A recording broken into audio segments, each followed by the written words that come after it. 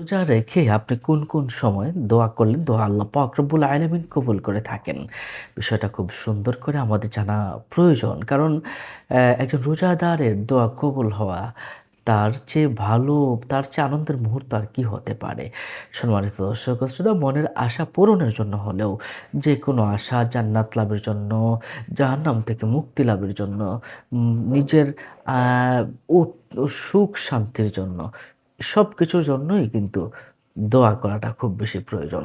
আবু হুরায়রা রাদিয়াল্লাহু তাআলা আনহু থেকে একখানা হাদিস আমরা পেয়েছি। রাসূল করিম সাল্লাল্লাহু আলাইহি সাল্লাম ইরশাদ করেছেন, ৩ ব্যক্তির দোয়া আল্লাহ পাক রব্বুল আলামিন কখনো ফেরত দেন না। সুবহানাল্লাহ, সুবহানাল্লাহ।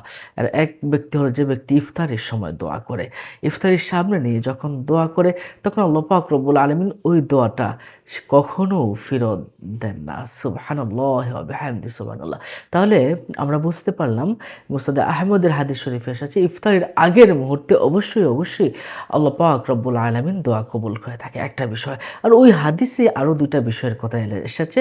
একটা হচ্ছে ন্যায়পরায়ণ বাদশা যারা তাদের দোয়া আল্লাহ পাক কবুল করে থাকেন এবং ৩ নম্বর হচ্ছে জালিমের বিরুদ্ধে মাজলুমের দোয়া, যারা মজলুম হয়েছে তাদের দোয়া আল্লাহ পাক রব্বুল আলামিন একদম কঠিনভাবে দোয়া কবুল করে থাকেন। সুবহানাল্লাহ, আস্তাগফিরুল্লাহ।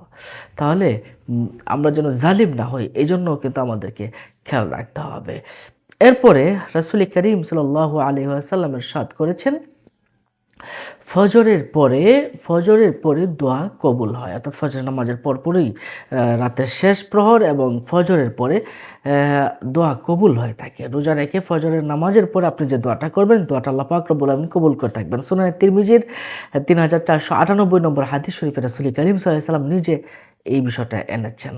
একটা হচ্ছে রাতের শেষ প্রহর অর্থাৎ তাহাজ্জুদের সময়। আপনি রমজান মাস ছাড়াও যেকোনো সময় তাহাজ্জুদের সময় দোয়া করলে আল্লাহ পাক রব্বুল আলামিন সেই দোয়াকে ফেরত দেন না। এছাড়া ফজরের পরে আপনার দোয়া ফিরিয়ে দেন না। আরেকটা সময় হলো লাইলাতুল কদরের রাত, শেষের ১০ দিন। শেষের ১০ দিন বিশেষ করে বেজুরের রাতগুলো আল্লাহ পাক রব্বুল আলামিন ওই সময়ে দোয়া কবুল করে থাকেন। মানুষকে ক্ষমা করে থাকেন, মনের আশাগুলো পূর্ণ হয়, রিজিক বন্টন হয়। যে যা চাবে তাই আল্লাহ পাক রব্বুল আলামিন তাকে তাই দান করবেন। সম্মানিত দর্শক ও শ্রোতা, এরপরের আমরা এইটুকু বলতে পারি, রোজার জাযা আল্লাহ পাক রব্বুল আমিন দিয়ে থাকেন। রোজা মুখে নিয়ে আল্লাহর কাছে যদি দোয়া করেন যেকোনো সময়, তাহলে আল্লাহ পাক সেই দোয়া ফেরত দিবেন না। কোরআন কারীম তেলাওয়াত করে, দুরূদ শরীফ পাঠ করে সুন্দর মতো আসুন আমরা প্রত্যেকেই দোয়া করি যেন আল্লাহ পাক রব্বুল আলামিন আমাদের দোয়াকে কবুল করে থাকেন। তাহলে ৩টা সময় আমাদের দোয়া কবুল হয়। একটা হলো ইফতারের সময়, এই সময়ে ভুলেও আপনি মিস করবেন না। ইফতারের আগের সময়টা আল্লাহ পাক রব্বুল আলামিন দোয়া কবুল করে থাকেন। ফজরের পরে দোয়াটা কবুল করে থাকেন এবং লাইলাতুল কদরের সময়টা আল্লাহ পাক দোয়া কবুল করে থাকেন।